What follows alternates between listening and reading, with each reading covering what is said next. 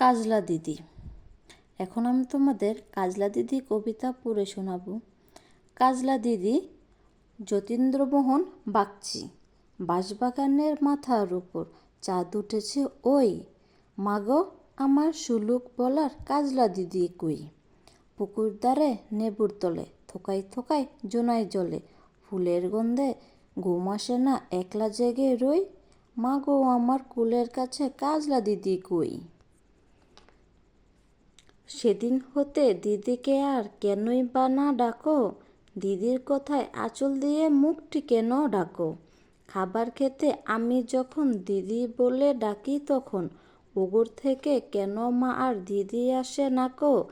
আমি ডাকি তুমি কেন চুপটি করে থাকো।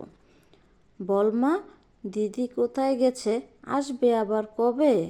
কাল যে আমার নতুন ঘরে পুতুল বিয়ে হবে।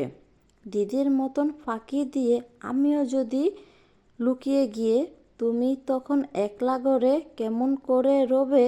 আমিও নাই দিদিও নাই, কেমন মজা হবে।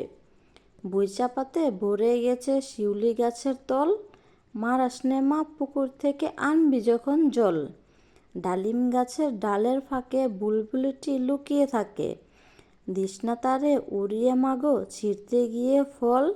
দিদি এসে শুনবে যখন বলবি কি মা বল। বাঁশবাগানের মাথার উপর চাঁদ উঠেছে ওই, এমন সময় মাগো আমার কাজলা দিদি কই। বেড়ার ধারে পুকুর পাড়ে ঝিঝি ডাকে ঝোপে ঝাড়ে, নেবুর গন্ধে ঘুম আসে না তাই তো জেগে রই।